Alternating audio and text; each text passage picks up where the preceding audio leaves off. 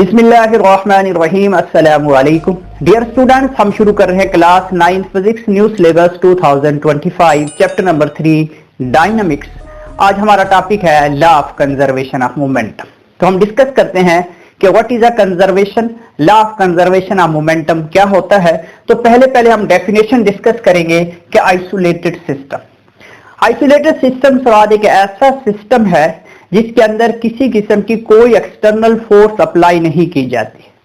अगर वो पार्टिकल आपस में टकरा रहे हैं तो वो खुद ब खुद टकरा रहे हैं, उसके ऊपर किसी किस्म की कोई एक्सटर्नल फोर्स अप्लाई नहीं हो रही, तो ऐसा सिस्टम हमारा आइसोलेटेड सिस्टम कहलाता है। डेफिनेशन देखते हैं। If no external force act on any object of the system it is known as isolated system.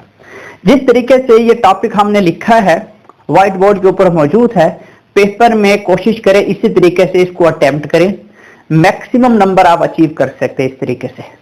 तो आइसोलेटेड सिस्टम की डेफिनेशन हमने रीड की।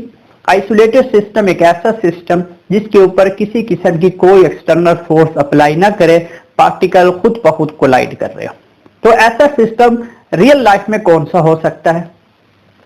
अगर हम स्नोकर या बिलियर्ड वगैरह को देखें तो वहां पे हम एक्सटर्नल फोर्स अप्लाई करते हैं स्टिक के साथ, एक बॉल दूसरी बॉल के साथ जाके टकराती है। ये वाला सिस्टम, स्नोकर वाला सिस्टम या बिलियर्ड वाला सिस्टम आइसोलेटेड सिस्टम नहीं है। दूसरा सिस्टम फिर आइसोलेटेड कौन सा होगा? इसकी जो बेस्ट एग्जांपल हम दे सकते हैं गैस के मॉलिक्यूल। सिलेंडर के अंदर गैस के मॉलिक्यूल है, वो आपस में कोलाइड कर रहे हैं। जिस वक्त कोलिजन हो रही है तो एक्सटर्नली तौर पे किसी किस्म की हम कोई फोर्स अप्लाई नहीं कर रहे, तो ये सिस्टम हमारा आइसोलेटेड सिस्टम कहला सकता है। और दूसरी बात, ये सबसे अहम बात ये है कि जो law of conservation of momentum है ये माइक्रो पार्टिकल्स पे ही है, एटम्स और मॉलिक्यूल पे है, लार्ज पार्टिकल के ऊपर एप्लीकेबल नहीं है। तो आगे बढ़ते हैं हम। कंजर्वेशन ऑफ मोमेंटम क्या है? अब हम डेफिनेशन लिखेंगे कंजर्वेशन ऑफ मोमेंटम की। पहले हमने डेफिनेशन डिस्कस की आइसोलेटेड सिस्टम की, अब हम डिस्कस करेंगे कंजर्वेशन ऑफ सिस्टम क्या होता है। कंजर्व का लफ्जी मतलब महफूज होना है, जाया ना हो कोई चीज। देखते हैं। If no external force act on an isolated system, इसीलिए हमने पहले आइसोलेटेड सिस्टम की डेफिनेशन की कि हमारे पास एक ऐसा सिस्टम है आइसोलेटेड सिस्टम जिसके ऊपर किसी किस्म की कोई एक्सटर्नल फोर्स अप्लाई नहीं हो रही। The final momentum of the system is equal to the initial momentum of the system।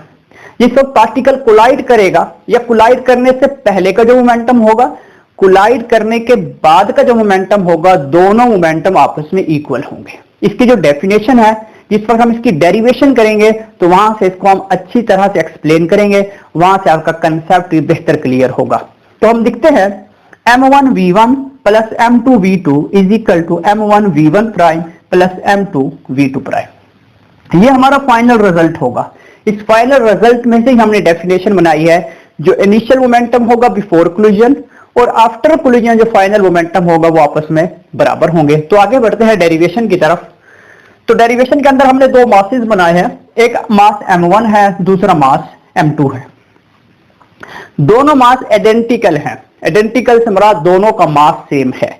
जिस वक्त दोनों का मास सेम है तो ये v1 वेलोसिटी के साथ मूव कर रहा है, ये v2 वेलोसिटी के साथ मूव कर रहा है। हमने यहां पे लिखा है कि v1 वेलोसिटी जो है वो ग्रेटर देन है v2 से, इसकी वेलोसिटी ज्यादा है, इसकी वेलोसिटी कम है।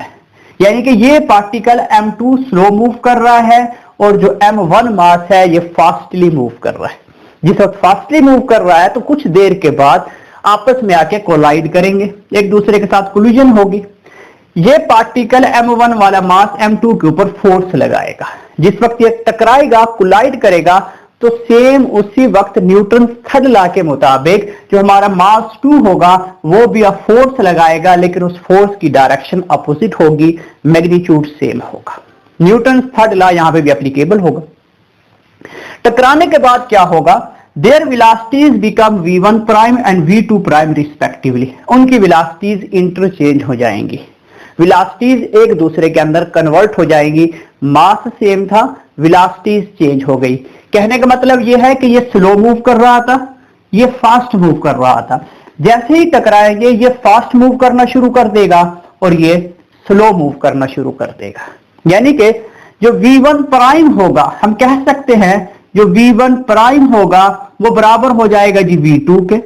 सेम इसी तरह हम कह सकते हैं जो V2 प्राइम होगा वो इक्वल हो जाएगा V1 के। दोनों वेलोसिटीज आपस में इंटर कन्वर्ट होंगी, मासेस पे किसी किस्म का कोई फर्क नहीं पड़ेगा, मास सेम है, वेलोसिटीज चेंज हुई है, तो टोटल मोमेंटम बिफोर कोलिजन, टकराने से पहले m1 v1, ये मोमेंटम है m1 v1, m2 v2, ये एक मोमेंटम है, ये दूसरा मोमेंटम है, दोनों को जमा करके लिख दिया हमने।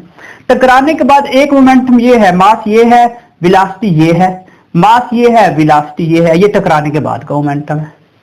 तो हमारा जो रिजल्ट निकलता है इस पे हम कह सकते हैं कि हमारा जो इनिशियल मोमेंटम है, टकराने से पहले का मोमेंटम और टकराने के बाद का मोमेंटम दोनों आपस में इक्वल होंगे। तो आगे की तरफ बढ़ते हैं हम, उसके बाद हम डिस्कस करते हैं कि हमारे पास जो हमने रिजल्ट निकाला है इसका वो रिजल्ट क्या है कि हमारे पास m1 v1 plus m2 v2 is equal to m1 v1 prime plus m2 v2 prime. ये हमारा होगा जी law of conservation of momentum.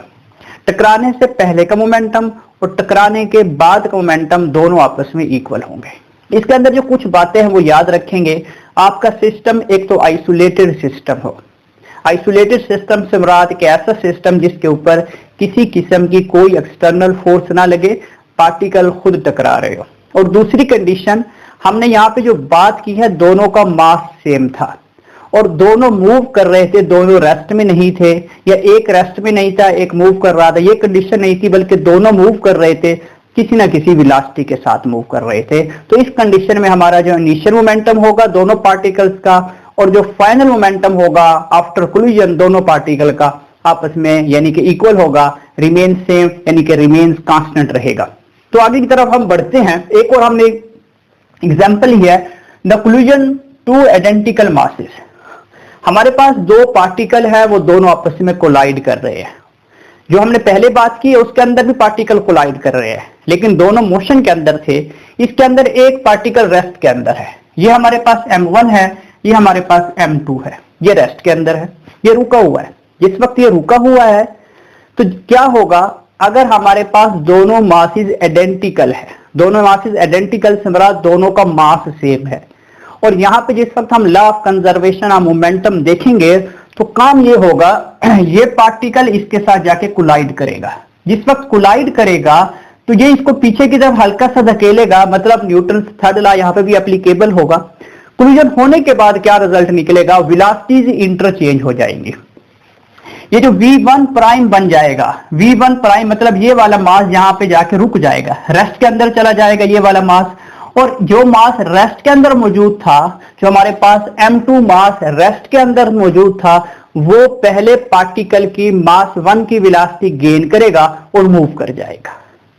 ये पार्टिकल रेस्ट के अंदर आ जाएगा। अगर दोनों का मास सेम था और दोनों आइडेंटिकल पार्टिकल थे, अगर आइडेंटिकल पार्टिकल ना हो, दोनों का मास डिफरेंट हो, तो काम ये होगा, ये डेली लाइफ के अंदर जैसे आप ऑब्जर्व करते हो, तो काम ये होगा जैसे ये पार्टिकल इसके साथ टकराएगा, टकराने के बाद क्या होगा, तो इसको तो मूव करवा ही देगा और खुद माइनर सी वेलोसिटी के साथ भी मूव करेगा। ये उस वक्त होगा जिस वक्त अगर मासेस सेम नहीं है। अगर मासेस सेम है तो वेलोसिटीज इंटर कन्वर्ट होगी, जो v1 प्राइम वो रुक जाएगा और जो v2 प्राइम होगा ये वाली वेलोसिटी अटेन करेगा और आगे की तरफ क्या कर जाएगा, मूव कर जाएगा। मतलब ये पार्टिकल इसकी वेलोसिटी लेके आगे की तरफ मूव करेगा। तो इसको भी हम कहते हैं कि हमारा जो मोमेंटम है वो कंजर्व रहेगा। यहां पे हमने लिखा भी है, the total momentum of two balls after collision remains the same of total momentum before collision. टकराने के बाद का मोमेंटम और टकराने से पहले का मोमेंटम, दोनों का मोमेंटम रिमेन सेम रहेगा। दोबारा मैं बताता हूं, अगर मासेस सेम होंगे तो वेलोसिटीज इंटर कन्वर्ट होगी। जो मास रेस्ट में था वो दूसरे मास की वेलोसिटी लेके मूव कर जाएगा। अगर मास आइडेंटिकल ना हो, दोनों का मास सेम ना हो, अगर आगे वाले रेस्ट मास के साथ दूसरा ऑब्जेक्ट टकराएगा तो दोनों ऑब्जेक्ट मूव करेंगे।